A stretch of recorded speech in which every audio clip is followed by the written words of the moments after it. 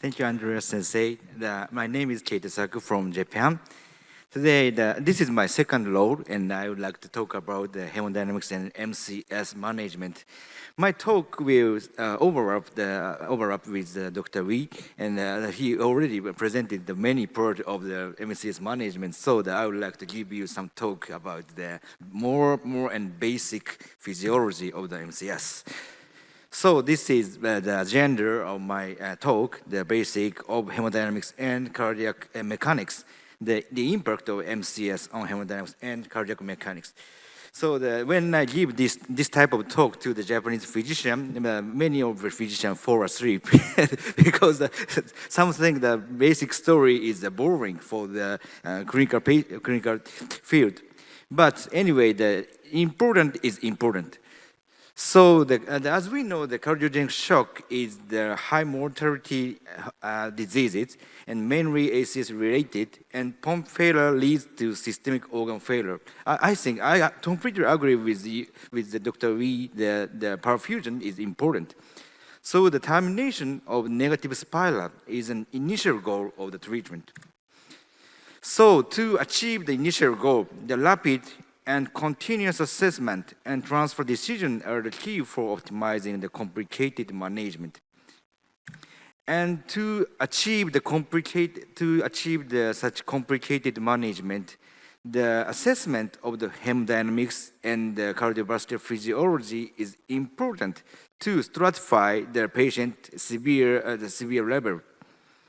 So this is a very short summary. In the era of heart failure pandemic, a rapid increase in cardiogenic shock patients is unavoidable. Prompt and continuous assessment of the patient's condition along with multidisciplinary collaboration is crucial in the management of cardiogenic shock. To optimize the quality of assessment and collaboration, a solid understanding of hemodynamics may be the first step. So this is the pressure volume loop. The y-axis is the airway pressure, and x-axis is the airway volume. You may learn from when you were the college school student that this point is airway EDP and the diastole point. And when the heart gets the contraction, the pressure increases, and the increased pressure opens the aortic valve and starts ejection. So the width of the pressure volume loop indicates the stroke volume. And after the contraction, aortic valve closes and starts the relaxation. When the relaxation starts, the pressure go down like this, and the pressure difference between the left atrium and left ventricle induces the blood flow from the airway to the airway and stirs the filling. So the pressure volume loop in human and both in human and animals, this type the counterclockwise the square type loop is the pressure volume loop. So why we need to understand the pressure volume loop? Because pressure volume loop tells us how the stroke volume is determined. It includes systolic function and diastolic function, and the heart is the loop of the changing contractility. So when the heart starts the contraction, its elastance is significantly increased, and heart eject to the vessels. So the vessel function, the elastolate like this. It's called EA.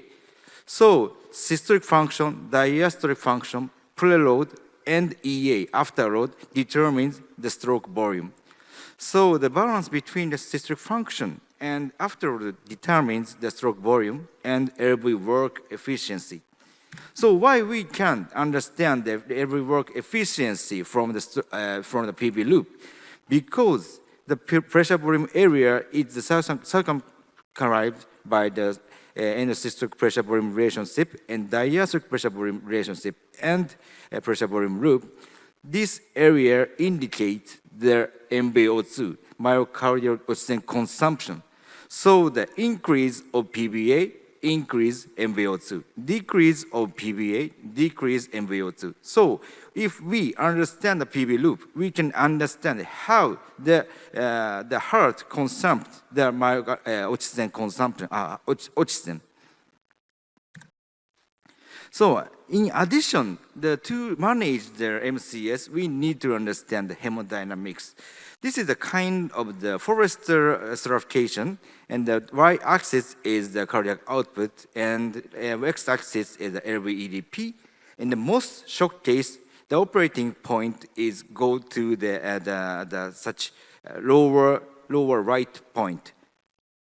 Most of the shock, and we need to move the operating point to the upper left. This is the most important point of the CS shock treatment, cardiogenic shock treatment. So at this stage, we have many devices to treat these complicated hemodynamics, IABP, VA ECMO, impeller, and a new type of VA ECMO and new type of impeller. We have many MCS devices. And in addition, in the era of the many types of the MCS devices, unloading may be the keyword. So I would like to tell you, I would like to give you some talk about the unloading. Anyway, we need to move the operating point to upper left when we encounter the cardiogenic shock. We have a drug and MCS. And there are no good evidence to show the best treatment combination for CS patient. So we need to understand each drug, each MCS, how those modality impact on their hemodynamics and pressure volume loop. So this is the schema of the when we use the dobutamine inotropes. Dobutamine increase the systolic elastance, systolic function. So the pressure volume loop move to the upper left like this. It increases cardiac output and decreases LVEDP. It is good. But look at the PVA. PVA apparently increase. In addition, MVO2, myocardial oxygen consumption, using dobutamine increases the myocardial oxygen consumption. In addition, when we use the noradrenaline or something vasoactive agent increases the afterload, so we can get the blood pressure, but stroke volume reduces. In addition, LVEDP increases and MVO2 increases. So such a combination of inotropes and the vasoactive agent, it is good for the blood pressure, but bad for the MVO2. So the many reports indicates that the increasing inotrope use increases mortality. So this is the IABP. IABP is the increase the diastolic pressure and decrease the systolic pressure. So from heart can easily contract and increase the stroke volume. But the increase in stroke volume was limited even in idealized simulation. So the IABP is something a good device, but in terms of increase of the stroke volume, IABP is limited. So there is no clear evidence of the efficacy of IABP for cardiogenic shock, and however, due to its simplicity, it is widely used in clinical setting. In Japan, 20,000 patients every year IABP use. In conditions where increased coronary perfusion pressure is known to be beneficial, such as ischemia, IABP may enhance cardiac contractility. So the IABP, all serious patient, in all serious patients, IABP is not IABP is not indicated to all cardiogenic shock patients, but limited patient IABP may be beneficial. So let's move to the VA ECMO. VA ECMO, I need not to the lecture about the VA ECMO. Dr. We already talked about it. But interestingly, VA ECMO increases the blood pressure, but increases the PVA like this. So the MVO2 significantly increased by VA ECMO. In addition, increase of afterload by VA ECMO may increase the pulmonary edema. So if we can get the high blood pressure or hyperperfusion by VA ECMO, it is not always it is good for the patient. Sometimes it induces the pulmonary edema like this. So in Japan, the most VA ECMO patient is combined by the IABP. So this is a simulation study of the VA ECMO. So as I said, VA ECMO increase the PBA like this, and despite the significant increase of the blood pressure, when we use the IABP in this condition, stroke volume a little bit increased because the systolic pressure decreased by the IABP, and the perfusion pressure may increase by the addition of the IABP. But the overall beneficial effects of the combination of IABP is limited. So we recently, the introduction of Impera dramatically changes the cardiogenic shock field in Japan. So I would like to give you some the simulation study about the Impera. Impera CP is maybe the 3.5 liter device, and the Impera 5.5 is a 5.5 to 6.0 liter device. And when we use the Impera, blood pressure increase and LAP decrease like this. And importantly, PB loop goes to the lower left. And the IABP cannot move the PB loops such extent. In addition, VA ECMO moved the PB loop to the upper right. But Impera significantly decreases the PBA. It indicated the decrease of MVO2. So we separate the support level of Impera between partial support and total support. Partial support is the partially Impera dependent saturation, and LV remains ejecting. So the aortic pressure and LV pressure matched during the systole. But in total support, it is the total Impera dependent saturation. In such condition, PB loop significantly decrease like this, like LVAR support condition.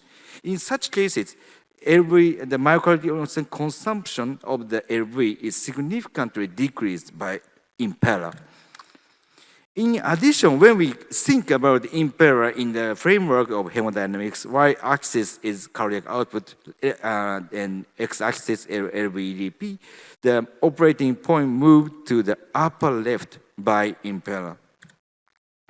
So this is a Impera point 5.5 and total support. When we use it, the very severe heart failure cases, such as the DCM or some ischemic heart disease with the end stage, Impera 5.5 totally supports the hemodynamics. And in that condition, PB loop significantly moved to lower left. It indicates the significantly reduced the MVO2 by Impera. So the 50% of the Impera support is the combination with ECMO. So as I said, ECMO sometimes induces the pulmonary edema by increasing the afterload. But Impera directly withdraw the blood from the LV. So if we combine with the ECMO, we combine the Impera with ECMO, we can get more powerful effect. So as can be seen, the total perfusion significantly increase such combination, and LAP decrease. And look at this PB loop. The increase of the PB loop by ECMO significantly reduced and moved the PB loop to the lower left. It indicates the myocardial consumption decreasing. So the PB loop enables us to understand the sweet spot of each MCS. In the era of Impera, we can provide both hemodynamic support and every unloading by MCS. Impera play a role in this type of the support, the systemic support with every unloading. So simulation may be the option to share the hemodynamic understanding. To learn this knowledge is very difficult for the clinician. So the simulation study may visualize such changes of the hemodynamics and PB loops. And this is our created simulation named SimUrsor. Just we introduce some patient-specific value of the hemodynamics. It illustrates the hemodynamic change in the guidance equilibrium framework. And we can see the many functions of the pressure volume loop and the hemodynamics physiology, including PV loop like this. And this is the commercial available simulation, named Harvey. Dr. Dan Barkov already developed the simulation study, and we can use with the web app. So you can install the Harvey to your computer. But it is a little bit difficult because there is many parameters to build the simulation. But we continuously reported the simulation study by using the clinical cases. This is the case report of the VSP. We treated the VSP by the ECMO and the impeller, and we learned more by the simulation study.